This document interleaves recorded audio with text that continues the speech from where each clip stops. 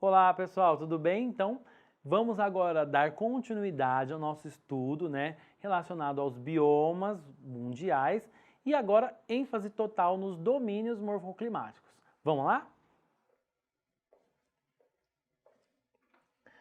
Bom, a gente muitas vezes se pergunta, o que é domínios morfoclimáticos? Até há pouco tempo, em um outro vídeo que tenho certeza que você assistiu, você ouviu, eu falando aqui, o relacionamento dos domínios morfoclimáticos com os biomas. Professor, mas o que é domínios morfoclimáticos? É até difícil de falar, né, pessoal?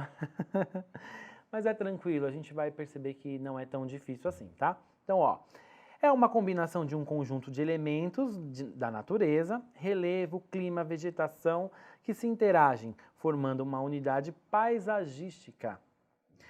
No Brasil, o geógrafo Aziz Absaber foi o responsável por fazer essa classificação. Nossa, professor, não entendi. Calma, calma, olha só. Como eu tinha explicado para vocês, domínios morfoclimáticos, na verdade, a gente pode atribuir a um lugar, ok? Aí você precisa assistir o outro vídeo que está relacionado aos biomas e pegar aquela dica central das características, tá? Então, eu posso atribuir os domínios morfoclimáticos a um lugar? Sim, é um lugar onde existe uma interação entre os animais, as plantas e as vegetações, tá bom? O nosso maior geógrafo, eu gostaria de falar maior, porque para mim realmente ele foi o maior geógrafo, do Brasil, o Aziz, ele que deu essa classificação. Mas professor, mas qual é a diferença então dos domínios morfoclimáticos e dos biomas? É que assim, na análise desse especialista, desse grande geógrafo, o Aziz, ele entende que quando se fala de bioma, a gente está tratando só de um elemento chamado, de alguns elementos chamados fatores bióticos. O que seriam os bióticos? Os bióticos são tudo aquilo que tem vida, então as plantas, os animais, tá? Quando a gente fala de biomas, a ênfase seria os fatores bióticos. Agora, quando a gente fala de domínios morfoclimáticos, o Aziz trouxe uma outra classificação que, ao meu ver, ela é mais ampla, ela trata também dos fatores abióticos. E o que seriam os fatores abióticos? Os fatores abióticos, pessoal, é tudo aquilo que os fatores abióticos são tudo aquilo que tem vida e o que também não tem vida. Ai, professor, mas eu não entendi. Como assim? Tem alguma coisa que não tem vida? Tem. Por exemplo, pensa no elemento vento, na composição de uma paisagem. Ah, ok, não, elemento vento não, professor, então o solo. Pensa no elemento solo. Tem lugar que, bom, todos os lugares têm solo, né, gente? Mas quando o Aziz faz essa análise, ele entende que a definição de domínios morfoclimáticos vai agregar também a questão do solo, da água, do vento. A água tem vida própria, pessoal? Não, não tem vida própria, ok? Então, esses fatores como água, solo, vento, vão fazer parte dessa nova classificação dada aí pelo Aziz, tá bom? Essa definição. Então, tentando aqui de uma forma mais simples, eu posso definir o seguinte: a definição acima trouxe uma referência a um lugar? Sim, trouxe referência a um lugar que vai estar agora interagindo entre seres humanos, os animais, a vegetação, com a composição do solo, da água e do clima, E o vento também, o elemento vento. Tá bom? Deu para entender, pessoal? É fácil, né? Não é difícil. E aí, no gancho daquela aula lá sobre biomas, a gente não pode esquecer da questão das características. Vamos identificar características. Eu perguntei no outro vídeo pro pessoal falando o seguinte, olha, quais são as características da Xuxa? Facilmente o pessoal me diria que seria loira, dos olhos azuis, linda, né? Tom de pele branca. Isso são características físicas de uma pessoa, da Xuxa. No nosso contexto, eu preciso que vocês memorizem características de lugares, tá? E esses lugares vai haver essa interação aí de tudo isso que eu falei para vocês, tá bom? Então, o Aziz, ele trouxe essa sacada, ele trouxe pra gente essa classificação, tá? Lugares, no Brasil, principalmente do nosso território brasileiro, que existe essa interação. Então vamos conhecer quais são esses lugares? Bom, vamos lá. Muito interessante a gente saber disso, porque a gente precisa preservar, tá, pessoal? Ó, os principais domínios morfoclimáticos do Brasil. Quais seriam os principais domínios? Eu tenho aí uma porção muito grande, tá, pessoal? De biomas, tá? E de domínios morfoclimáticos. Eu extraí aí para vocês, acho que 6 ou 7, né? 1, 2, 3, 4, 5, 6. Eu peguei 6 para vocês, e que são os principais mais cobrados nas provas, nos vestibulares, tá? Vamos começar então com o primeiro lá, ó, Amazônico, o Cerrado, a Caatinga, mares e morros, araucárias, pradarias e depois eu coloquei em amarelo a área de transição. Eu já depois no finalzinho eu falo sobre a área de transição, tá bom? Bom, vamos lá então falando um pouquinho sobre os domínios morfoclimáticos. Amazônico e Cerrado. Bom, olhem aí, pessoal, essa paisagem. O que você consegue identificar? É na mesma linha dos biomas. Você consegue identificar uma cor predominante? Sim. Você consegue identificar um volume maior ou uma concentração maior de vegetação num determinado lugar? Sim. Né? No Amazônico, você consegue ver uma cor predominante, um tipo de árvore, né, diferenciada, maior, né, as folhas um pouco maiores também, diferente da do Cerrado, ok? O que você vê lá na do Cerrado? Professor, eu vejo uma coloração um pouco diferente, eu já consigo identificar ali mais solo, árvores que não são assim, elas parecem estar retorcidas, né, faltando folhas, algo nesse sentido. É esse tipo de resposta que eu ouço dos alunos, mas está correta, é isso aí, é bacana, não tem problema, tá? Eu não quero que você seja técnico agora em falar tudo, que a gente está aprendendo. Eu quero que você só identifique elementos fundamentais e características dos biomas. Então vamos lá, vamos falar um pouquinho então de cada um deles? Bom, no Amazônico, pessoal, eu tenho aí, esse é o nosso maior bioma, se eu posso assim dizer, né? O maior bioma e o mais rico de todos, ó. Também conhecido como floresta equatorial. Pessoal, nossa linha de raciocínio vai seguir agora dentro do território brasileiro. Por quê? Quando a gente fala de domínios morfoclimáticos, foi um geógrafo, né, um geógrafo brasileiro que trouxe essa classificação. Então, ele vai falar só dos biomas brasileiros, tá? A gente não vai falar agora dos mundiais. Então, quando a gente fala biomas brasileiros, na verdade a gente vai tratar dos domínios morfoclimáticos, ok? Tratado aí pelo ASIS. Também conhecida como floresta equatorial. Por que equatorial, pessoal? Porque quando a gente faz uma análise do mapa, que eu já vou mostrar para vocês, você vai perceber que esse bioma ele está muito próximo à linha do Equador. Professor, mas isso influencia em quê? Bom, um clima, né? Você vai identificar ali um clima um pouco mais diferente, tá bom? E esse bioma também, esse domínio, né? Eu gosto de falar domínio, tá bom, gente? Vamos falar domínio, senão vai confundir a cabeça de vocês, né? Ocupa a maior parte da região norte. Pensa no Brasil regionalizado, né? Nós temos aí 5 regiões, norte, sul, né? Centro-oeste, sudeste, nordeste, enfim, as regiões. Se o nosso tema aqui está falando da região norte, quais seriam os estados, né, que são os estados que têm lá a maior presença dos domínios morfoclimáticos e desse domínio amazônico? Bom, é o Acre, é o Amazonas, né? Você vai perceber lá também em Rondônia, ok, gente? Você vai perceber nesses estados uma presença muito forte desse bioma, tá? Clima equatorial e úmido. Já eu explico por que dessa questão do úmido, tá bom? Contém a maior biodiversidade. Gente, eu gostaria muito de chamar a atenção aqui para essa parte do nosso estudo. Por quê? Porque, como eu disse, lá nos biomas, no floresta tropical, né, existe uma concentração muito grande dos animais e das plantas e da vegetação.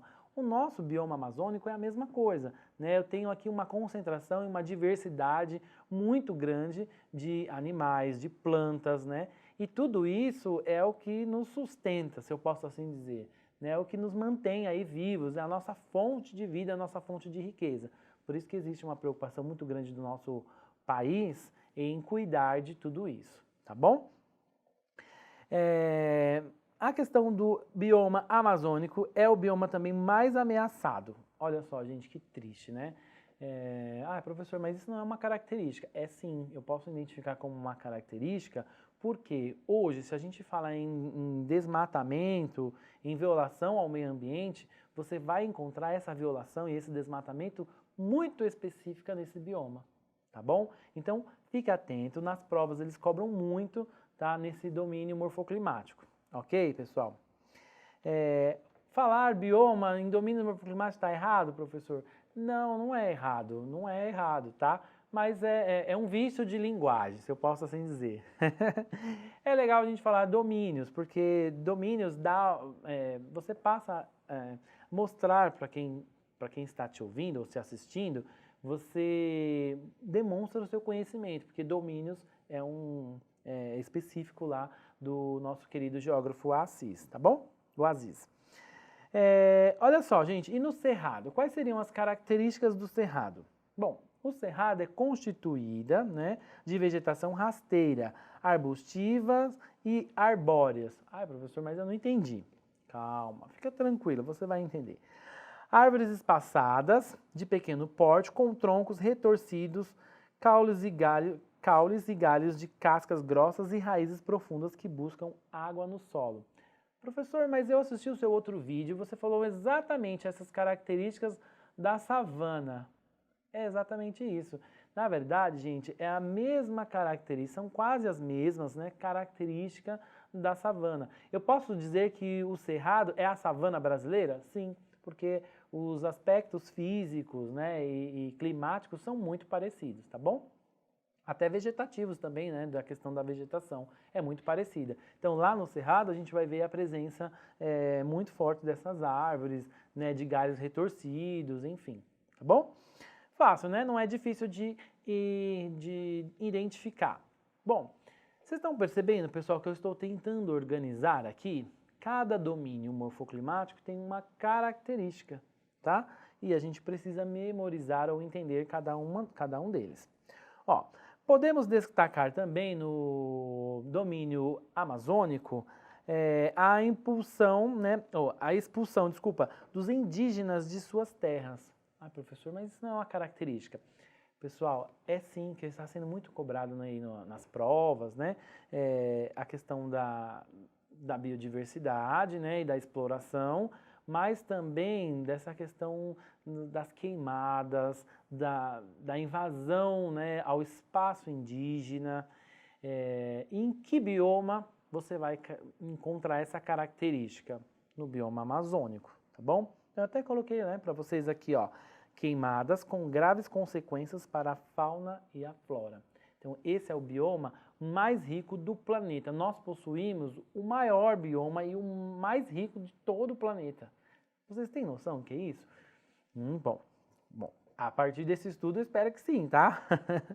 Nós vamos identificar, olha só, as grandes construções de usinas hidrelétricas. Nossa, professor, mas tá complicado, né? Tá complicado. Bom, eu preciso informar para vocês que é assim, nesse bioma amazônico, como eu tenho essa variedades, né, essa biodiversidade tão grande, também existe um interesse, né, bom, enfim, empresariais, no avanço desse bioma. Então, esse bioma tem sido muito devastado na questão também das construções dessas usinas. Ah, professor, mas a usina é importante, gera energia, ok. Sim, é importante. Mas quando se constrói uma usina, o que acontece, pessoal? Existe ali um lugar que está sendo degradado, né? Então, a gente tem que ter uma responsabilidade muito grande, né, nessa questão aí do cuidado com esse bioma, tá? Bom, o que eu posso reforçar também para vocês nesse bioma é que lá existe uma concentração muito forte de vegetação, né, de uma cor específica verde e o acúmulo de vegetação muito próxima, árvores altas, folhas grandes, né? E aí, pessoal, a gente precisa lembrar daquele processinho de transpiração. Se você não viu o outro vídeo, não tem problema, nesse eu vou explicar novamente esse processo de transpiração das plantas, tá bom? Bom, continuando lá no cerrado, ó, o garimpo das pedras preciosas como ouro. Nossa, professor, como assim? É exatamente isso. Lá no cerrado, pessoal, ele é um bioma que tem essa característica, né, da exploração de pedras preciosas como ouro. Ah, professor, mas só explorou as pedras, não explorou o lugar, né? Como assim? Vocês já viram um lugar de garimpo, como ele é constituído? Então, pessoal, é bem complexo, porque assim, milhões de pessoas, várias pessoas, milhões não, né? Milhares, eu vou falar milhares de pessoas se deslocam para esses lugares e ali há uma degradação muito grande. Tá? Então, o cerrado, ele teve essa característica, principalmente nas décadas de 1950, 60, 70, foi muito explorado, né? E aí muito danificado também, ok? O avanço da agropecuária que gera impactos ambientais. Nossa, professor, você está tenso. Não estou tenso, eu estou só preocupado, sabe, pessoal? Porque quando a gente fala nesse assunto, na verdade a gente tem que trabalhar mais a conscientização e a nossa preocupação do que outras coisas.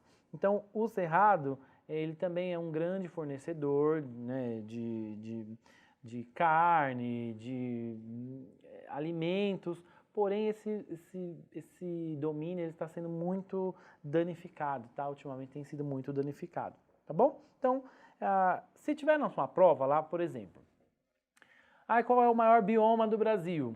Com certeza você pode responder o amazônico. Qual é o bioma do Brasil ou domínio morfoclimático, tá? Qual é o domínio morfoclimático que é comparado a uma savana, né? Qual é o domínio morfoclimático brasileiro que é comparado a uma savana? É o cerrado, tá bom? Viu? Vocês conseguem identificar que é tranquilo? São coisas que, né, se conversam, se eu posso assim dizer. Vamos identificar aqui no mapa, então, no mapa do Brasil, onde eu consigo identificar aqui os domínios.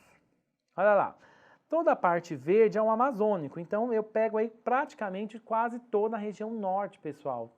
Quase todos os estados, né? Eu posso dizer quase todos os estados do norte, exceto Roraima lá em cima, mas você consegue identificar aí, ó, uma grande parte da região norte. Foi o que a gente falou lá no comecinho, tá bom? Então, a concentração desse bioma, ele é o maior. Qual é o maior bioma ou domínio morfoclimático? Qual é o maior domínio morfoclimático do Brasil e do mundo? Amazônico, tá? E o cerrado, pessoal? Vamos tentar associar o cerrado aí, ó, um pouquinho na cor azul. Você consegue identificar facilmente que ele está no centro, bem no centro, né? Então, no centro, nós temos aqui, quando a gente fala de regionalização dentro da geografia, nós temos a região centro-oeste. Muito bem. E o nosso cerrado, ele aí pega praticamente quase toda a região centro-oeste, tá bom? Professor, mas tem um pedacinho que está no Nordeste. Ok, você vai encontrar, sim, sempre um pedaço que pode ser alguma coisa, está atrelada, né, alguma coisa em relação à área de transição. Mas já a gente fala disso. Vamos com calma, vamos por partes, tá? Deu para identificar, pessoal? Então, esses dois biomas não, esses domínios, né, morfoclimáticos, olha aí, tá vendo? É o vício de linguagem. Mas é tranquilo, para mim, quando o aluno responde lá na minha prova bioma, se ele falar bioma brasileiro, eu entendo que ele está falando sobre o domínio. Geralmente eu especifico, né, quando eu quero saber de domínio ou quando eu quero saber de biomas, tá? E, pessoal, nas provas eles estão fazendo bastante isso, eles estão especificando. Então, fique atento, acostume-se a falar sobre domínios, tá bom? Quando falar do Brasil. Olha lá, eu tenho agora a caatinga e mares de morros. Vamos um por vez? Olhando essas imagens, o que é fácil de identificar? A presença de uma planta chamada cacto, né? Os desenhos também identificam bastante essa questão da presença dos cactos, né? Eles trazem aí, e na verdade eles fazem sim uma referência, né, ao Nordeste brasileiro. Olha que bacana, né? Eu consigo. Mas o que mais, professor? Só consigo identificar os cactos? Não. Dá uma olhadinha aí com calma que você vai perceber ali que existe a presença de rochas, né? Rochas, Ah, professor, tem uma cor predominante? Não, não tem. Ali você consegue identificar um pouco de verde, né, um pouco de vegetação, mas aí lá no fundo, um pouquinho mais lá no fundo, você já consegue ver um pouco, uma cor um pouco mais amarelada, cinzenta, né? Isso aí, muito bem. E nos mares e morros, pessoal, mares de morros, o que você consegue identificar? Ah, professor, tem uma mata fechada ali, tudo verde. Isso, muito bem. Essa é a cor, gente. Cor é muito importante nesses assuntos, tá? Tanto biomas quanto domínios morfoclimáticos, cores são importantes. A questão da cor, né? Você vê uma predominância do verde. Isso significa que existe ali muita vegetação, né? E um processo regular, né? Ok? Bom, vamos então ver as características desses domínios. Olha lá. Na Caatinga, eu tenho esse domínio que concentra-se na região Nordeste. Olha só que fácil, pessoal. Depois eu vou mostrar para vocês no mapinha.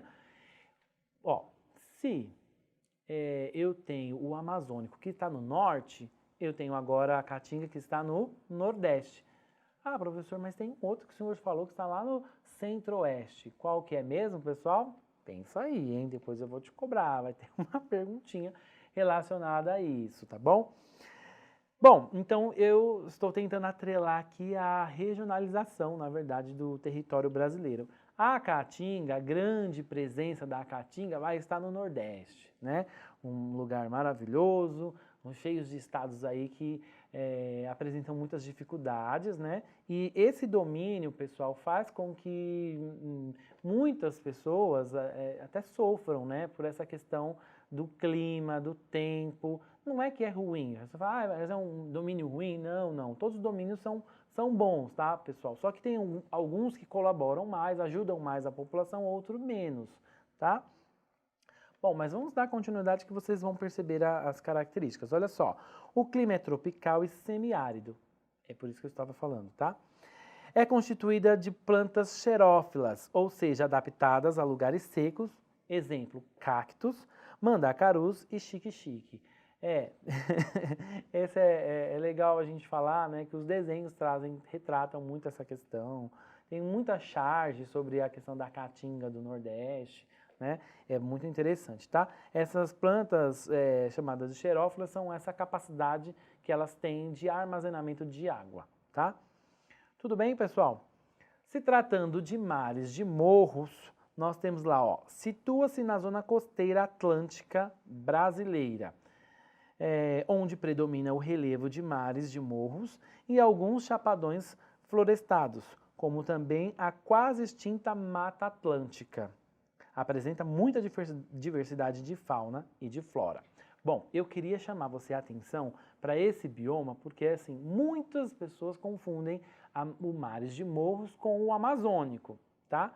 Cuidado, tem um fator predominante aí que faz a diferença de um e de outro, tá bom? Eu já nem coloquei eles próximos aqui na nossa organização para vocês não confundirem, tá? Mas eu posso tratar aqui com vocês de características que definem muito bem a diferença de um e de outro. Na verdade, o que vai diferenciar, pessoal, é a região, né? A região. Mares e morros, logo daqui a pouquinho eu vou mostrar para vocês no mapa. Mas eu quero chamar mais atenção ainda agora pela questão da vegetação. Então vem comigo que eu vou mostrar para você, eu vou falar aqui um papo sério, um papo cabeça. Olha só, pessoal, quando a gente fala desse domínio morfoclimático, mares de morros, nós temos uma concentração muito grande, né, de plantas, de vegetação. E assim como no vídeo passado, eu falei para vocês que as plantas elas fazem um processo muito interessante, né? Elas fazem um processo chamado transpiração. Que transpiração é essa? Seria a mesma transpiração que nós, seres humanos, realizamos. Então, eu vou dar um exemplo aqui. Olha, eu fiz uma caminhada hoje de manhã de 5 quilômetros.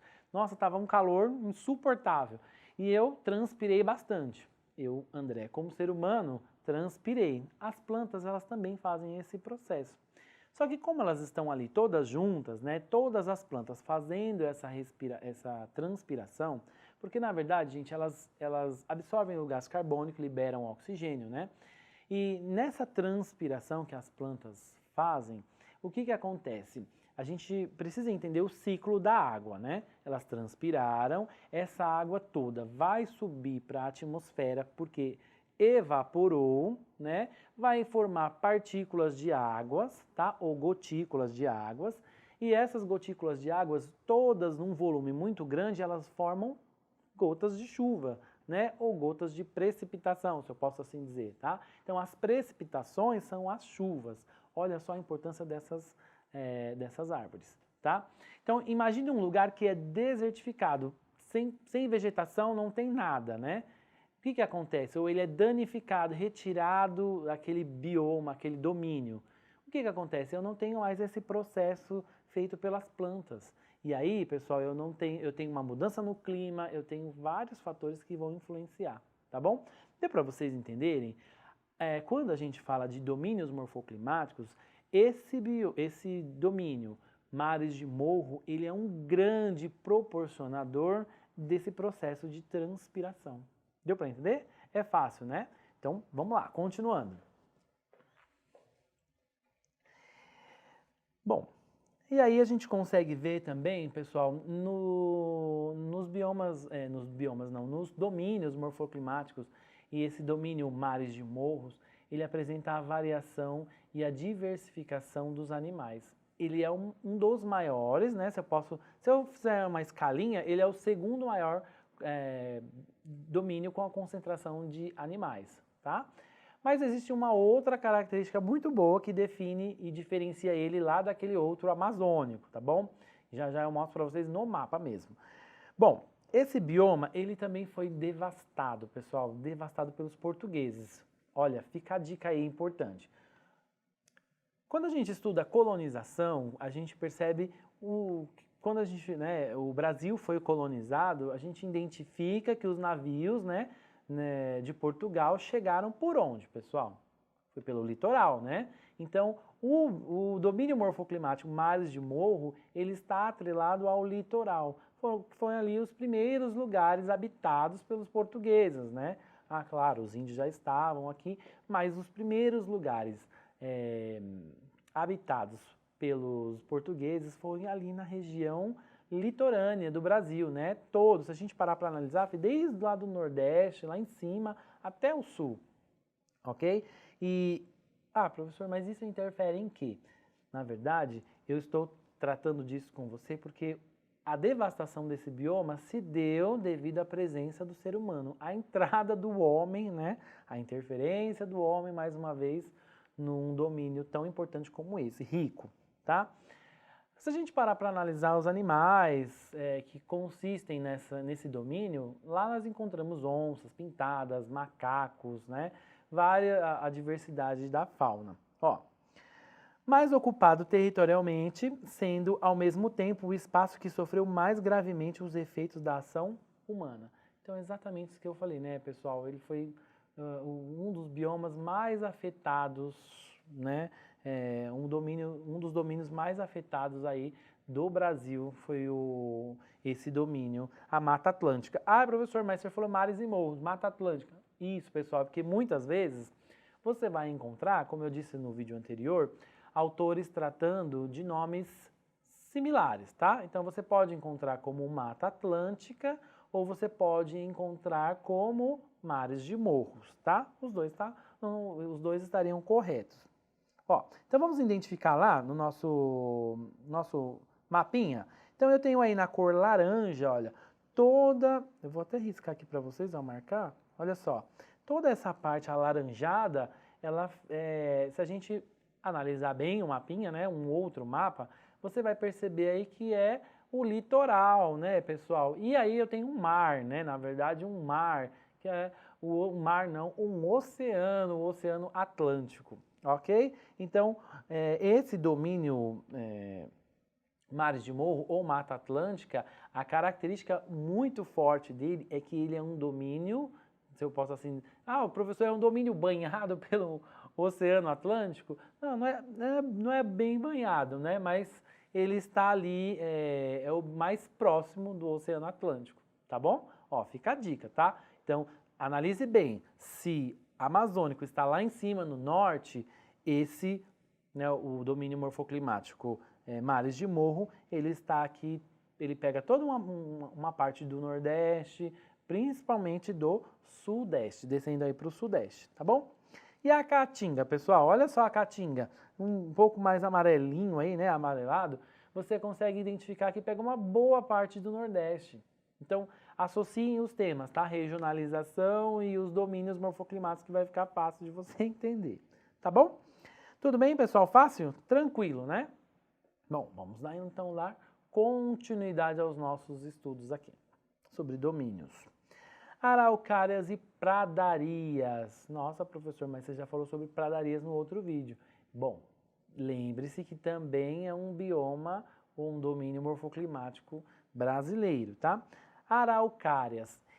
Olha a imagem, o que você vê de diferente? Será que você consegue identificar um elemento diferente? Bom, professor, eu consigo ver aí a presença, né, da predominância da cor verde na vegetação, mas tem uma árvore ali um pouco diferente, né? Isso, exatamente, tem uma árvore diferente, já já a gente vai falar sobre ela. Olha só, tem pradarias, né? E as pradarias?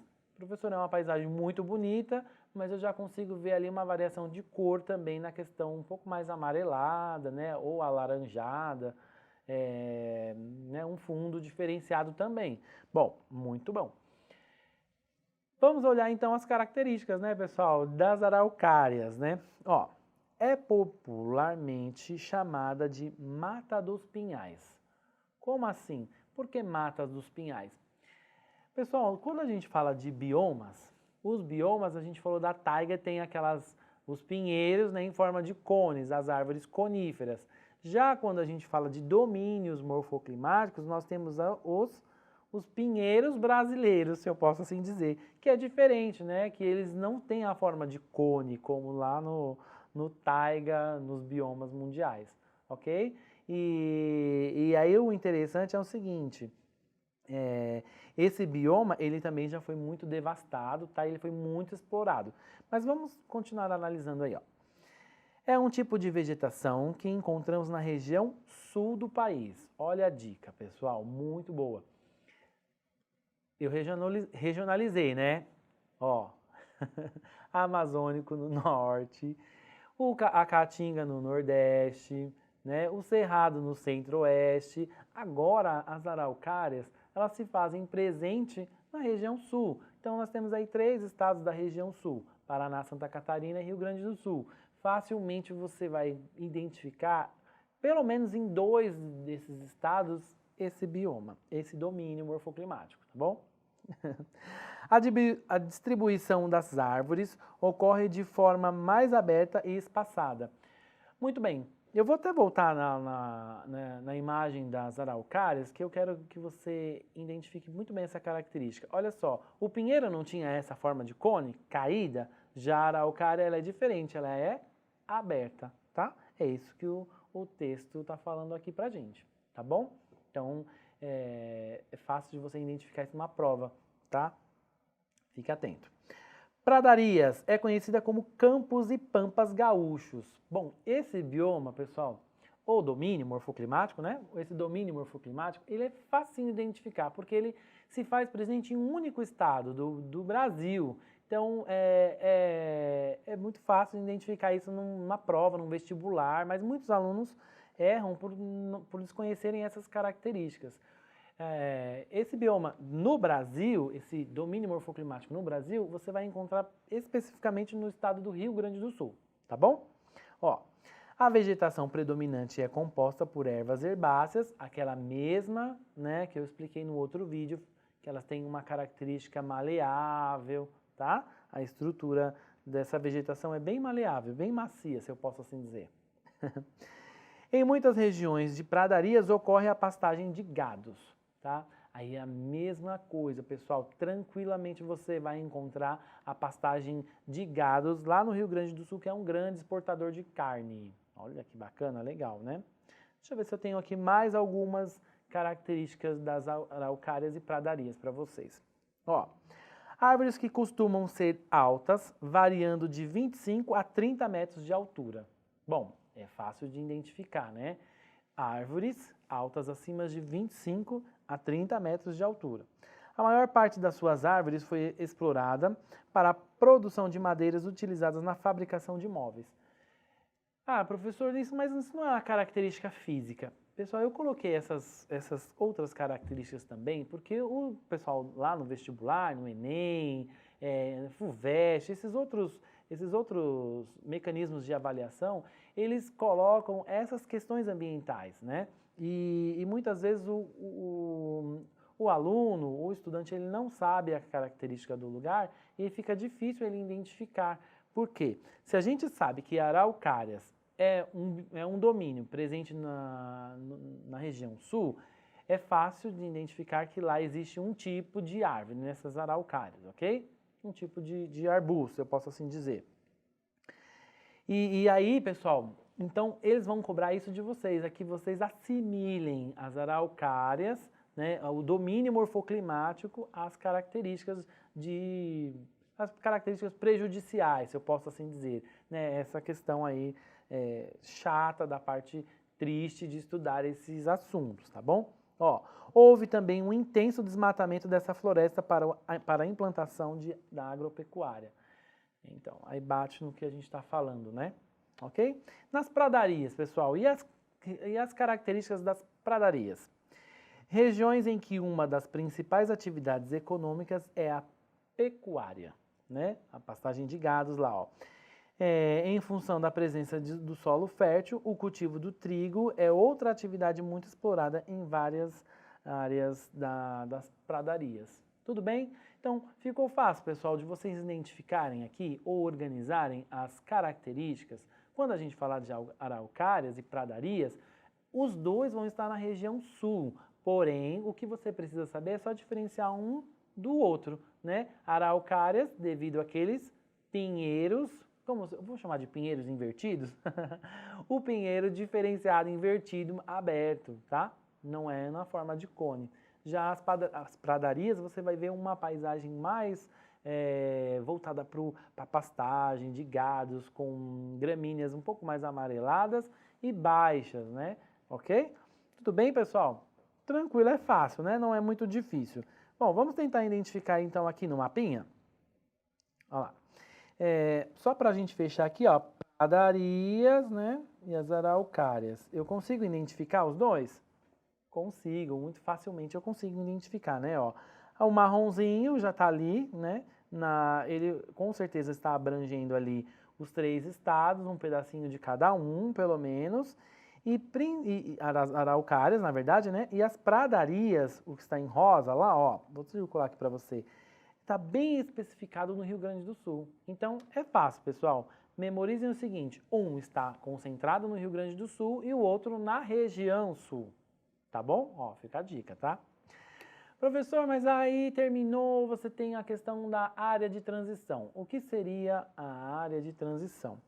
O nosso querido Aziz entendeu que nesse estudo todo, nesse processo que ele identificou dos nossos domínios morfoclimáticos, ele entendeu que existem lugares de transição. São lugares que não predomina nenhum nem outro bioma. Na verdade, eles transitam de um para o outro, tá bom? Então, eu coloquei até para você ficar mais fácil essa definição de área de transição, que é o nosso último ícone aqui embaixo, ó. Separando os vários domínios geoecológicos, existem áreas com características bastante complexas, né? Ou seja, aquelas com dificuldade de a gente identificar qual é o bioma ou o domínio morfoclimático correto. Apresentam geralmente elementos de 2 ou mais domínios. Essas áreas não individualizadas ou não diferenciadas são denominadas faixas de transição. Então, na verdade, pessoal, quando você olhar num mapa, lá numa prova, e eles estiverem falando alguma coisa relacionada à área de transição, pode ter certeza que não existe a predominância ou a predominância de um domínio morfoclimático, tá? A ou B. Na verdade, ali eles entendem que existe uma transição, uma mudança de um para o outro. Não é possível identificar o correto. Tá bom? Tudo bem? Fácil, né? Ficou tranquilo? Aí, sabia que ia dar tudo certo, né? Bom, Pensando nisso, eu quero que você pense aí rapidinho e vamos tentar identificar agora dois domínios morfoclimáticos, ok? Vou colocar aqui para você, vou dar 5 segundos, né? Olha lá, e vou colocar o outro. Pense rapidinho quais seriam esses domínios morfoclimáticos. Então, 5, 4, 3, 2, 1. Se você respondeu o primeiro, deixa eu voltar aqui. Opa! Se você respondeu o primeiro, que é o cerrado, parabéns, você acertou, tá correto. E o segundo ali, a caatinga, você também acertou, parabéns. Está correto, tá? Você está num bom caminho. A gente já conseguiu, você conseguiu absorver alguma coisa do nosso conteúdo. Pessoal, eu gostaria de encerrar aqui agradecendo a você que ficou aqui, né, esse tempo, se disponibilizou. E eu acredito que tenha se esforçado bastante para aprender sobre os domínios morfoclimáticos. Eu gostaria de agradecer deixando uma frase especial para você dizendo o seguinte, ó. Comece onde você está, use o que você tem, faça o que você pode. Bom, é simples, mas é importante você agregar essa informação e tratar que talvez esse vídeo, essa aula que você está assistindo, seja o ponto de partida, tá bom? A vida é uma escada, né, pessoal? A gente precisa subir degrau por degrau. Bom, então eu agradeço mais uma vez, espero vocês numa próxima aula, tá bom? E até mais. Tchau!